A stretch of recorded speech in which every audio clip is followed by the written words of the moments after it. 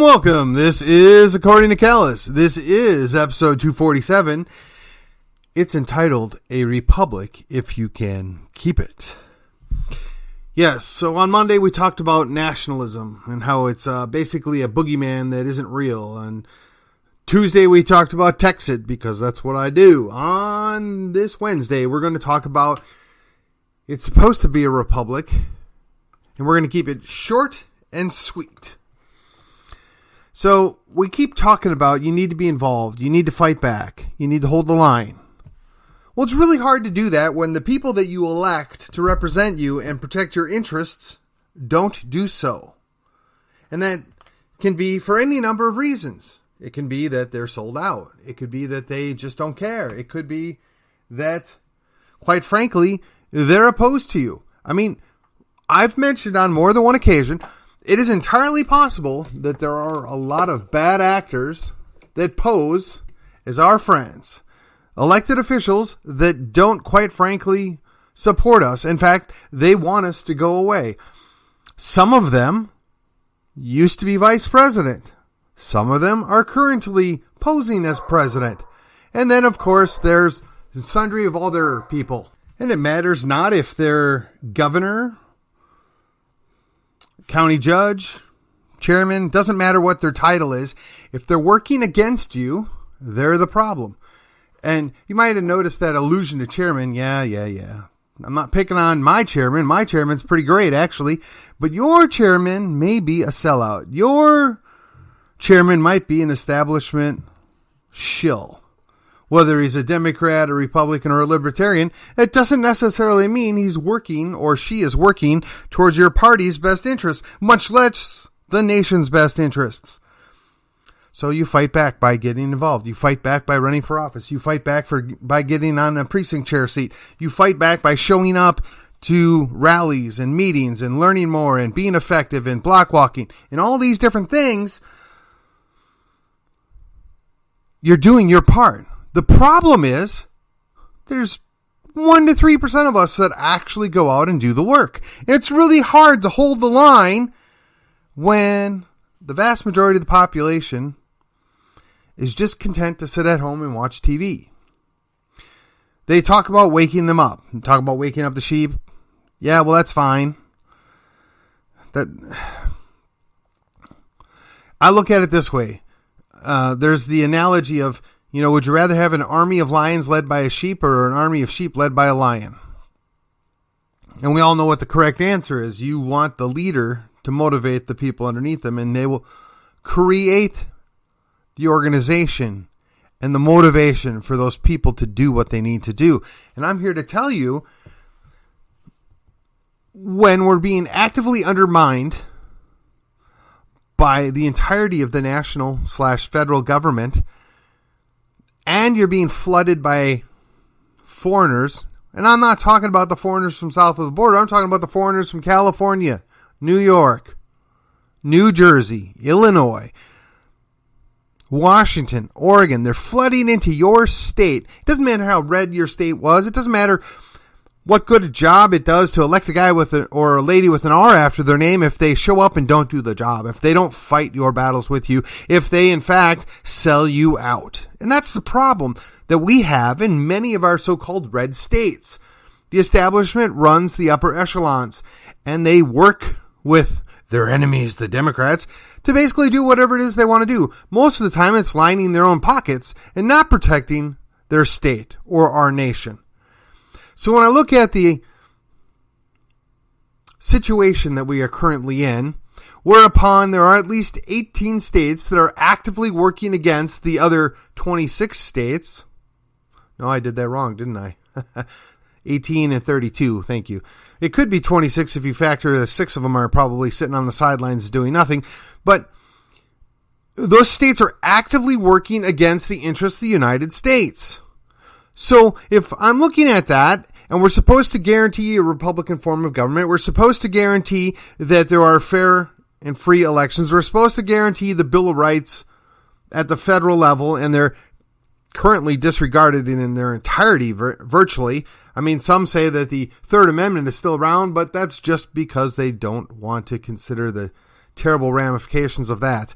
But setting all of that aside, when your national/federal government hates your state and hates the people that don't toe the line, that dare to question the narrative, you have to ask yourself, just what can you do? Well, we're already doing the things that we're supposed to do. We're already fighting the good fight. We're already metaphorically getting bloodied up to hold the line. And at a certain point, you reach the conclusion that no matter what I do, I can't fix this. We might not be able to fix this. It may be too far gone. And that's a scary thought. Nobody is happy about that. Nobody wants that. Indeed, I would suggest to you that even the people that are working against us are misguided in thinking that they're going to get something out of it. Well, if you've studied your history, you know that when the Marxists, the Bolsheviks, assumed control, they purge those that help them that aren't entirely in line. So, in response to my post yesterday, Mr. DeWitt responded on my post, questioning why you would secede. Well, first of all, I don't necessarily like the term secede because it's tarnished. Everybody looks at it as some Southern Neo-Confederacy, pro-slavery nonsense, and that's nothing. I've already rebutted that on Monday thoroughly. What it is recognizing that there are some battles that you can't win right now, or there are some fights that aren't worth fighting.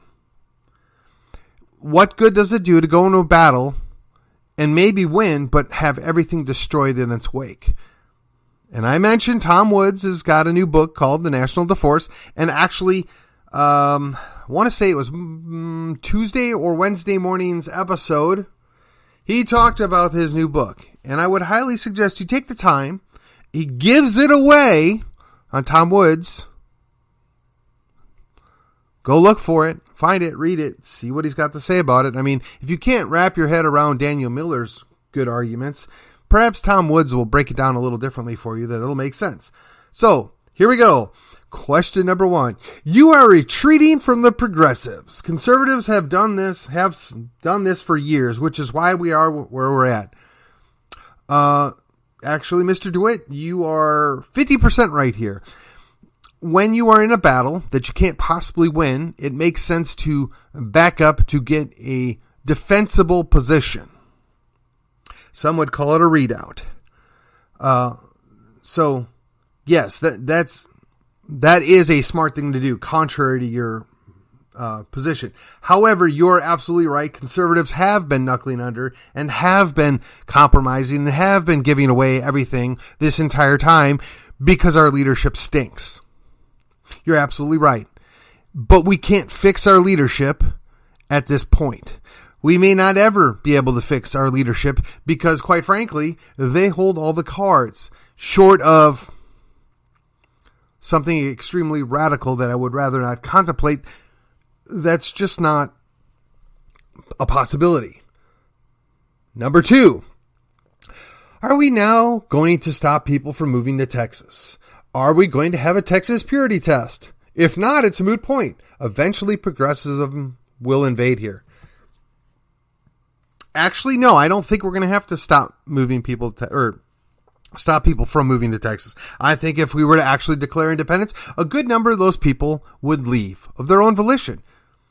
I would suggest that if we make it as unpleasant for them as possible, that is, we fly flags that they hate, we carry firearms that they hate, we speak freely and loudly, which they hate, we don't run and hide and shelter our children because they hate that. In fact, I strongly recommend we have more children and don't put them in government schools, which they hate. And I suggest that that alone may be enough to make them feel uncomfortable. And look, it's never going to be 100%. You're absolutely right. Progressives will invade everywhere. I mean, they've destroyed the SBC. They've destroyed the Presbyterian Church. I mean, they already own every other mainline Protestant church. They've nearly destroyed the Catholic Church. I think the Eastern Orthodox Church might be the only one they haven't gotten their claws deeply into, and they own every other function of society. So if you can't purge them from your system, if you can't declare your independence from them, just tell me, what are you going to do? And yes, you're going to make them uncomfortable. You're going to welcome them to leave. And that may mean that we lose some of those Fortune 500 companies. But those are the same companies that are working against our objectives. We can't be afraid to lose a little bit in order to win later on. But that, again, that's something that our conservative leadership, such as it is, has never, ever failed to grasp. Or never, ever grasped. Never, ever failed to understand, and they fail to grasp the implications of that. If you keep giving stuff away, you soon run out of things to give away. And nationalism, protectivism does not have to mean isolation. It means not letting our values be corrupted. Well, actually, I do agree with this. You're right. And had the United States followed suit and stayed out of meddling in all those foreign affairs, instead of going and looking for that dragon to slay, instead becoming the very dragon that we feared, or monsters if you prefer, had we traded with all and allied with none, we might have been in a much better situation.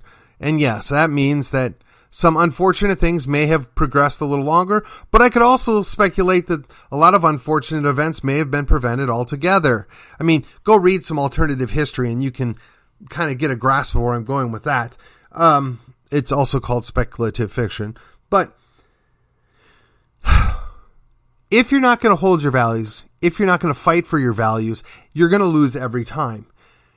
And when all the organs of the state and all the organs of the media and all the organs of education and all the organs of bureaucracy are arrayed against you, you're going to be corrupted. Your only choice is to push them out and start over. Your only choice is to declare independence. But again, it's a republic and you have to keep it. There's so much more going on there. There's so many more details that need to be ferreted out. But I will tell you,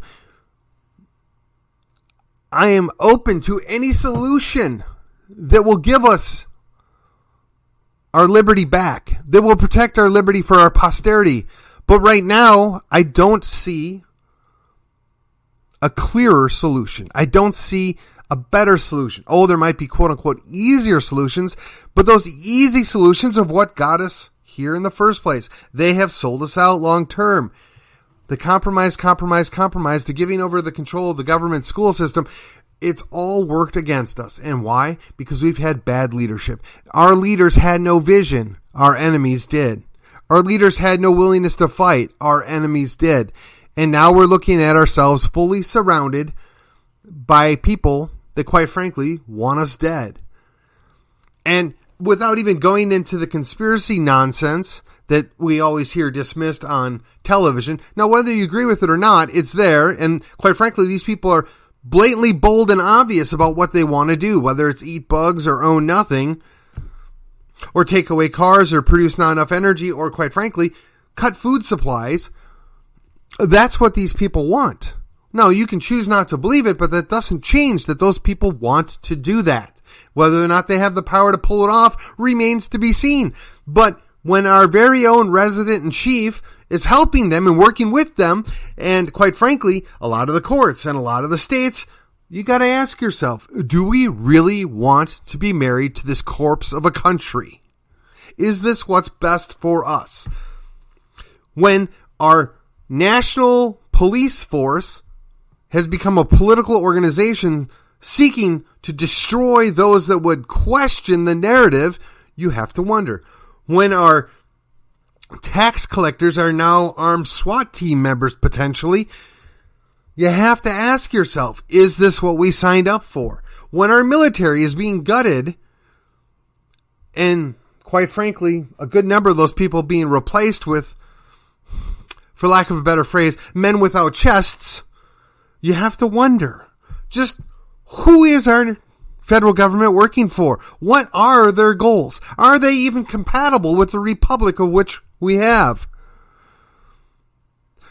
When you say the Pledge of Allegiance, and you believe those words, and you think that they're real, and you then realize that the very government that flag is standing for, or previously stood for, is working against you, you have to come to the conclusion something's got to give. And I know that makes you uncomfortable. I know that's problematic. I know, this Stephen guy, we gotta shut him down. I'm telling you, draw your own conclusions. Do your own research. Open with your eyes, the world around you, and turn off Fox News, turn off MSNBC, turn off CNN, or whatever other thing you're watching. Skip over 90% of talk radio and just pay attention to what's going on around you. Now, the internet's full of garbage, but it's also got a lot of good stuff, and you have to be really careful. But quite frankly, there's a lot of stuff that's not being shown to us, and you got to wonder why. There's a lot of stuff that we're just being plain lied to about it. You got to ask yourself why. And we can't fix that. And I will say it again and again and again. We can't fix DC. We just can't. That ship sailed. It's already 3/4 of the way to China. Write it off. We have an opportunity that we can maybe fix Austin. We can maybe turn around Texas. If that bothers you, you're free to leave. If you're scared, you're free to go hide in your house. If you're upset at me, you're free to respond on this podcast. I'm around. I live in McKinney, Texas. I'm not that hard to find. My phone number's everywhere. If you'd like to engage, if you'd like to have an adult conversation on this, I'm here. But I'm here to tell you time and time again, in order to save the Republic, you're going to have to do a little cutting. And with that, we're going to wrap this up abruptly. That was, according to Callus, episode 247, A Republic If You Can Keep It. And I'll be back tomorrow. But until then, I will just see you on the other side.